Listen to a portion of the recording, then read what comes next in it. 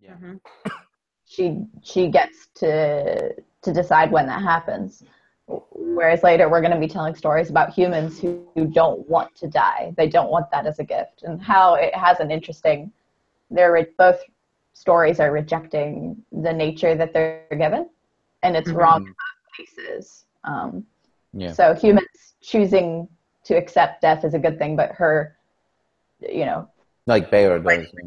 Fighting her immortality. Yeah, shutting down. She doesn't want to keep going. It has a really great potential. It's a good story.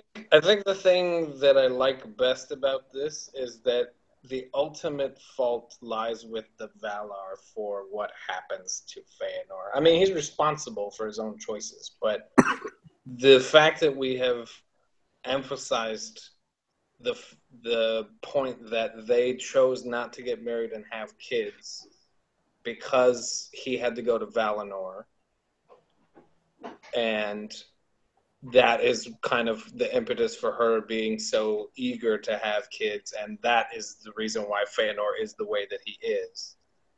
Like, that all works really well as driving the point that taking the elves to Valinor was a mistake. Yes. In a way that I don't think is very clearly tied in the published Silmarillion. Agreed that that's there, but minor, and we are emphasizing it much more. Yeah. And I think that's a very positive thing. I think it's great. Yeah. Well, and also, but here's the thing, though. Like, ultimately, you have to remember that this is all the best way it could have happened. Yeah. You do like that quote. The whole, it could have been different, but it couldn't have been better. Yeah. And applying that to Feanor is a really interesting choice, because it could have been different in a lot of ways. Yeah. And very arguably, some of those ways could have been better. Yes. But Eru specifically tells Morgoth that nothing is done in spite of him. Like, everything that happens that happen are not bad, right? Well, it's not that the bad things that happen are not bad. They are clearly bad. Yeah. But ultimately, they're within the permission of Iluvatar. But I guess that my caution there is that to suggest that a different version of the story would have lost something. There's always something that would have been lost. But in the case of Feanor, rebel. Yeah. If he had not killed all those Teleri, what could have happened would almost definitely have been better. Yeah. Well, maybe by many measures. It's possible that the War of Wrath wouldn't have happened, and that men would have lived under the thrall of Morgoth forever. Well, there's ways. That's one angle. Elves could have come from Valinor back to Middle Earth and fought Morgoth. That didn't involve. But we already know that the Valar weren't letting that happen either. So that's they weren't letting it happen. Returning to Middle Earth was a good thing, right? And the circumstances of how they went back to Middle Earth is what was bad. Right. And I don't think it's impossible. I don't think it's. I mean, this is navel gazing in its extremist form, but I don't think it's reasonable to say, well, they never would have went back to Middle Earth if not for Feanor. That's probably not true. So, that's the thing, is that it probably would have happened in a different way, and it almost definitely would have been a better way. The only thing that Feanor gives the Noldor that they wouldn't have had without him, in that sense, is they'll sing songs of our deeds. Well, I mean, Feanor promises them they're going to have some awesome songs about this stuff. It's going to be epic, and he's right. Well, he gave them an alphabet, and he gave them, No, that's all before. Feanor gave them a lot of things. The brightest star in the sky, and exactly. That's all before. He already had done all those things. I'm saying that from the point of his rebellion, I see. The only thing he's promising them, when Mando stands on the shore and tells them, "Slain you can be, and slain you will be," and you'll be betrayed, and this is this is what's going down here. And Feanor's like, "Well, you didn't say we were going to be cowards. We're going to have awesome songs. Moving on." Yeah. This is followers. It's awesome songs. True. I mean, here's the thing that and he's right. There are choices that I've made in my life that it would have been very much better for me if I had made other choices. However, those choices have led me to all of the good things that I have in my life. All the good things that I have in my life wouldn't have happened if I had made better choices. Right, and the whole people meeting each other and things would have been different. And yeah.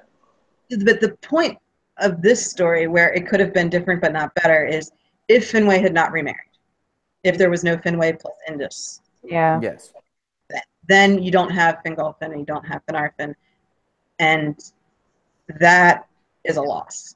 And the wounding of Morgoth. Well, I mean, even if you don't have, even if they had gotten married and had a regular kid before he went off to Valinor, then you don't have the Silmarils, and I think we all agree that's bad. And there's plenty of. So you can make the argument, but you have to be really careful to suggest that this is the absolute best way it could have turned out. Yeah, I agree. So whatever. That was a fun thought experiment. Okay, so let's no, that's fine. All right, so you didn't bring it up. It's not your fault. Although I'm sorry, I'm a big believer in Providence. I'm sorry. Anyway, it's the worst. I hate Providence. Warning you. Anyway, I'm sticking with the very. This is interesting, but anyway, what were we talking about beforehand? We were talking. Well, we were pretty much arranging the climax, which I may be mistaken, but I think we may have actually done sort of. Well, sort of. The question is, the climax is now Finwë finding out that Muriel has died.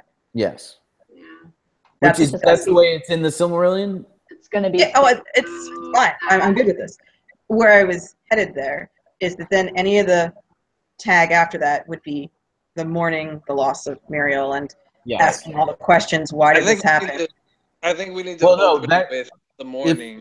If the climax, if we have like Finwë going nuts on the Valar in the climax, which I think is the only real way to handle that, where it's exciting and interesting to watch, is that's when the questions get asked. Like, couldn't you? Why didn't you save her? Isn't that your job? You're the healer. Like, what do you mean she's gone? And then and then he has. Well, it's okay. Ingway's wife came back. She'll come back. It's all right. And Mandos shows up and is like, well, actually, sorry, but I don't think that's happening anytime soon. Yeah. So the way this works for me is we start with. Oh, I can hear myself. That's horrible. I have the dumbest voice. The way it works for me is we start with him. Actually, I think he should be on the shoreline. Come to think of it, like he's there when the first Teleri come over to say, "Hey, we've arrived," and that's how we segue. Is the whole scene with Ase and whatever, and then he's kind of looking out on the horizon and he sees like, oh, that's a new island. What the heck is that? And then they come over, but before they actually get there, like he's just walking on the shoreline. And we get the flashback where he goes to Lorien, and then we cut maybe back to the shore for a little bit, or we cut directly to him. Like, he should be standing in the Ring of Doom.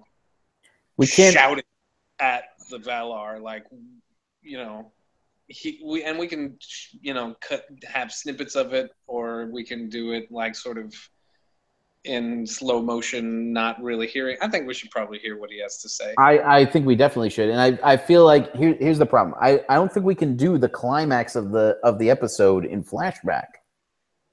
Why? What's wrong with that? Because it removes the immediacy of it. So why would it remove the immediacy of it? You're seeing everything. Because it's already happened. It's clearly already happened. So what? Yeah, I kind of feel like the audience should find out that Muriel has died at the same time Finwë finds out, and it should be in real time. No way. What? Why? Yes, way. Because you're setting up for it by showing the aftermath, right? First of all, we've dropped all kinds of hints that things are not right. Yes, right? But why would we? No, you can't come back to him and he's sad that his wife is dead, and then now you have to illustrate why he's sad. Why not? Why would you? Why would you not just show the events in sequence?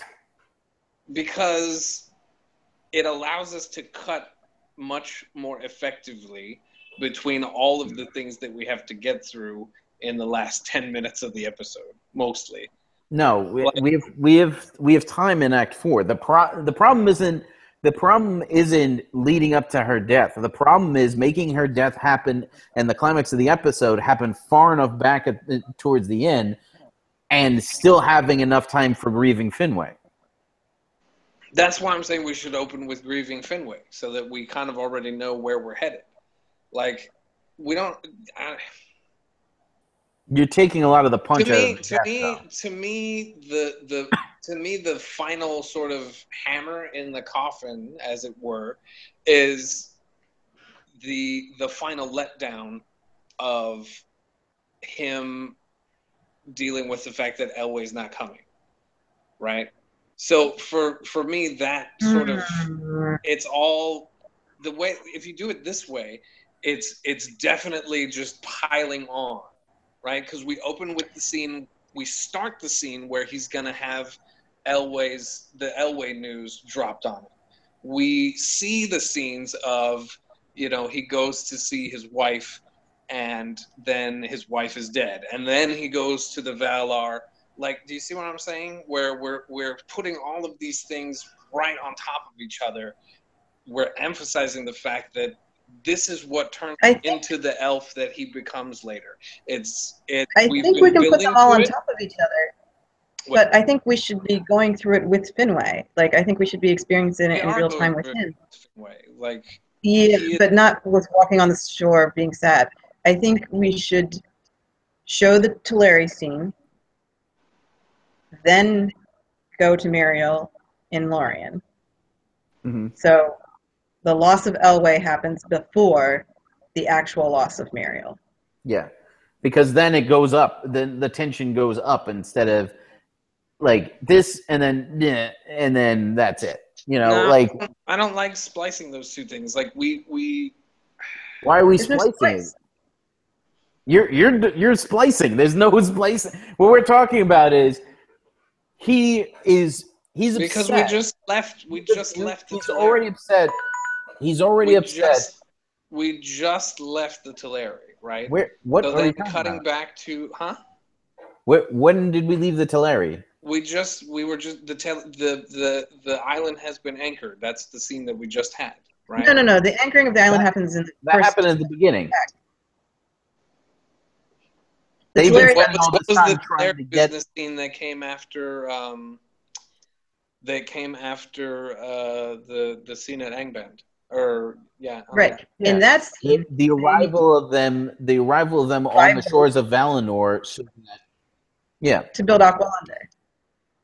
Right. So that Finway finds out that Elway's not there. Okay. All right. Technically, and I think that you're partially right, though. I think that he's already upset because his wife is sick, and he's happy for a moment that Elway. He's like, "Oh my God, Elway's here! Thank God! Now I can, kind of lean on him a little bit, right? Right. But he can't, and he hasn't for the first time in the entire show. He's got nobody to lean on. Okay, so here, then this is how I would have it go then. You have the Teleri arriving at Alqualande. He goes to. What's the passage of time? Do they basically the way that I would like to put this together then, based on what you just said, is the elves arrive at Aqualande, and they start building it or whatever. He goes to Lorien with his baby son or his toddler son. She's dead. Somebody comes in and tells him that the elves have arrived and that Elway is not, or the Teleri have arrived. Elway's not there, and then he goes to the Ring of Doom to shout. No. Anything with Elway and the Teleri has to happen before we go to Lorien and find dead Muriel. Why?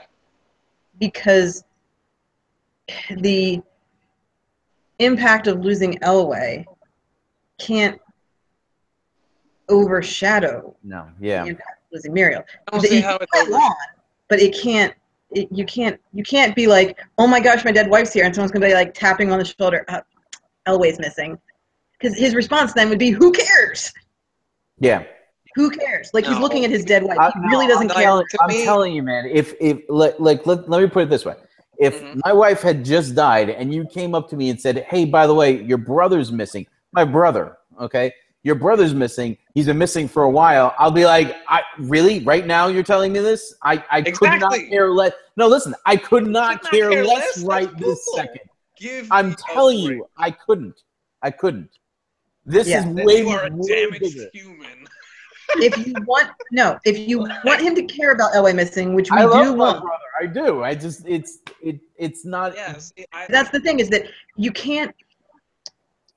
Okay, the way I don't grief works for different people is not always the same, but in many cases, if you've already received really bad news, you're maxed out. Yeah. So if someone tells you new bad news, it means nothing to you. So Elway is really not how it works at all. What? I don't think that's how it works at all. It is okay. To me, it's no. And he's already at his lowest point, and then he finds a new lowest point. But I don't think you have any way to get to your lowest point unless, right? That's what I'm saying. Like, the lowest point you can be is your wife is dead, right? Except that it's not. Now you have a new lowest, right? And you wouldn't have gotten there if you weren't already at your lowest point. No, but the thing is that you can't hurt him less after you just hurt him more. Like, here's the thing. Here's Finway, all right? Mm-hmm. And you hurt him pretty much with the hardest thing that you can go through. Right. Okay? Probably I would say, right? That's like the most horrendous thing that could happen to you is your spouse passes away early. Yep. Okay? And then you hit him with, oh, by the way, we think your best friend is dead. It's like, it's not even close. The two things aren't even close. It's not a zero-sum game is what I'm trying to get through your head. Like, I know that, but the point is that the strength of the blow depends on various things, and sometimes what seems like a minor blow can hit you very, very hard if your circumstances are already a mess. So right, that's what I'm saying. Me too, though. So in the situation where he's worried about his wife, and she's now gone to Lorien, and it didn't go the way he thought, and then someone tells him Elway's not here, that's gonna hurt. That's the type of thing where you've just been having a terrible time with going on in your life, and someone tells you that your dog is dying. You're gonna burst into tears because that's very sad, and you don't want to lose your dog, and you were already in a bad place, so a little bad news is gonna do you in. I'm not suggesting people shouldn't cry over their dogs. It's just the bursting into tears over that news might not be everyone's reaction. But if you're having a bad day, it is. So if your wife has died, you've already been so shocked by that someone could tell you that someone else has died, and you're like, oh. Yeah. When you're having a somewhat bad day, bad news hits you very emotionally. When you're having a horrid time, you're going to have a flat affect to whatever they tell you. So let me give you the visually what we're doing.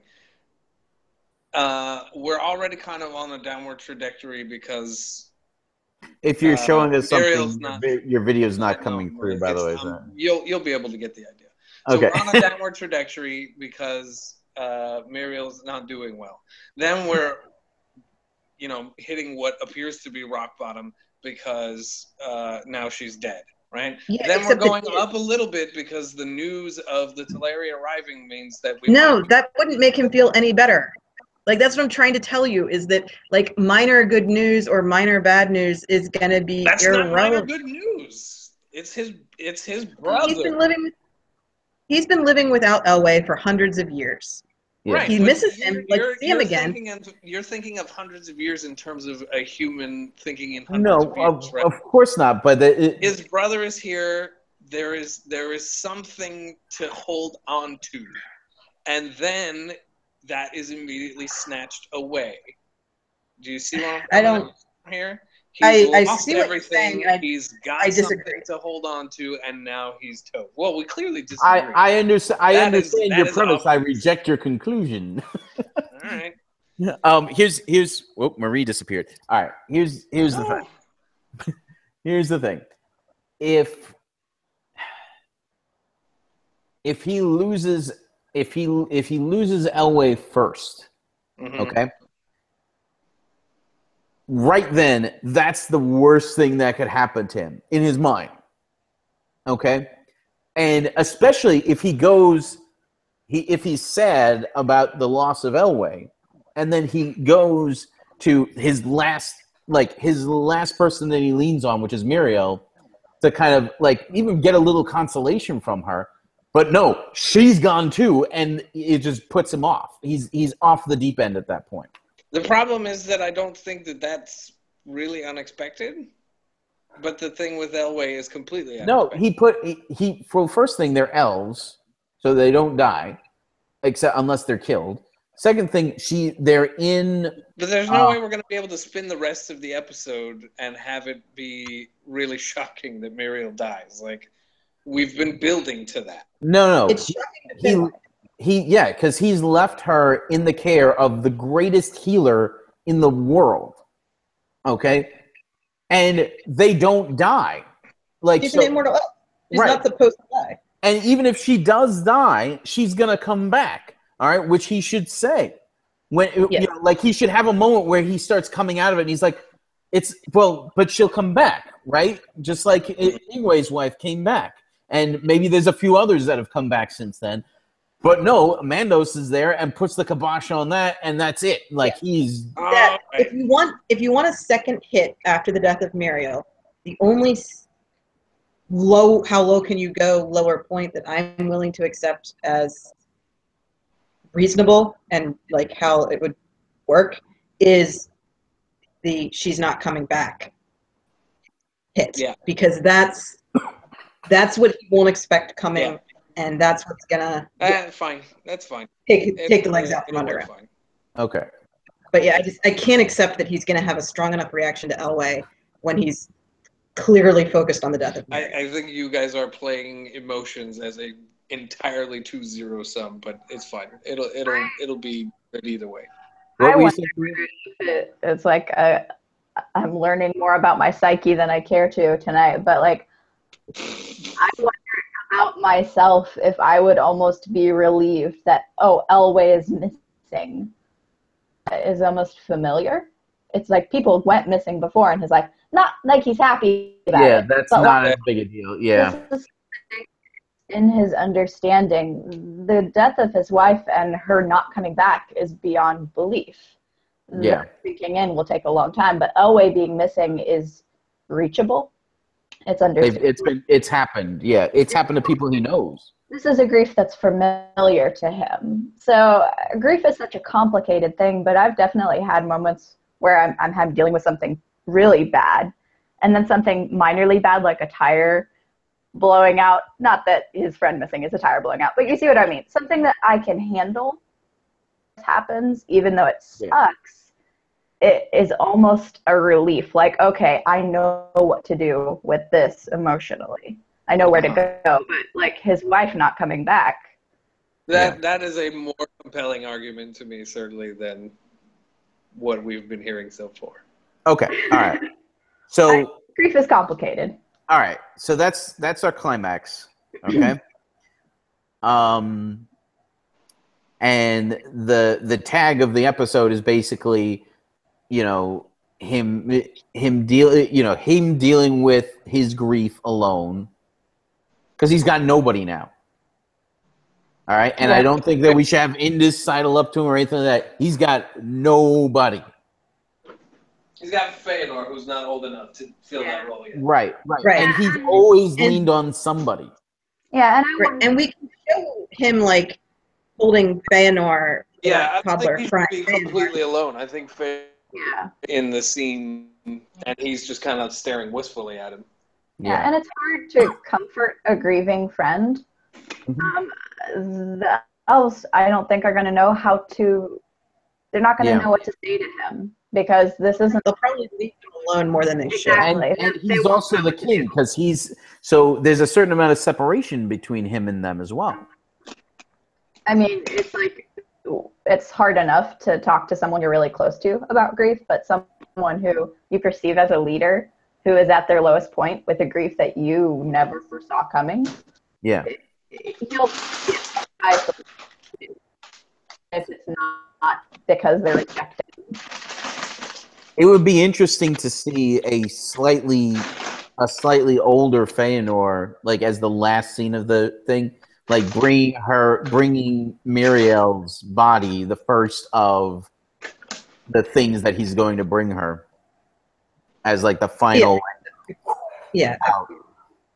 A little sculpture that he made, or a picture that he drew, or something like that.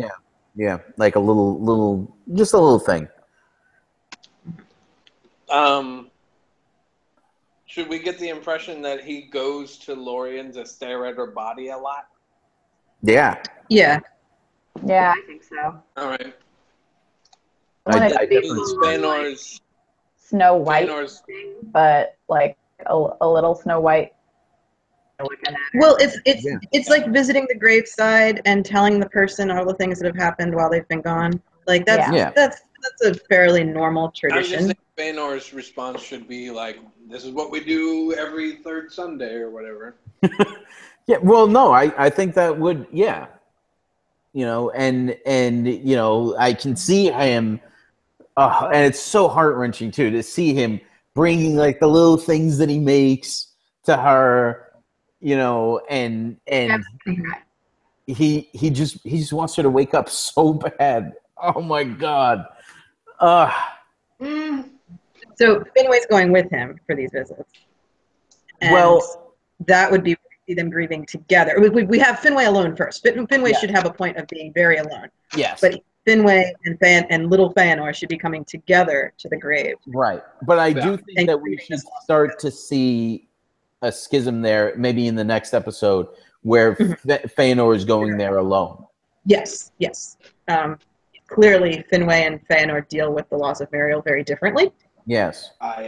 But it's something that they have in common, and Finway is going to be so much on Team Feanor forever that you have to imagine that somehow he and Finway were very close in some way. No, I agree. I'm just saying that, especially after the marriage, Feanor should go at least once alone. We should see it at least once next episode.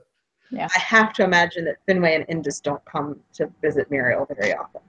No, I imagine not. Even though they both miss her, like, you don't think that's a good date for your. No, not even a little bit. No. Probably not. You're saying that Finway should visit Muriel alone, or Feanor should visit Muriel? I think that at least one time in episode 6, Feanor should visit alone after or the 7. Marriage. Okay, all right. You are correct. So I think, can we wrap it up, or do you think we have more to do? I think we got everything. Wanted to talk about some of the stuff that the professor talked about before. Okay. Or yesterday, or Friday, or whatever it was.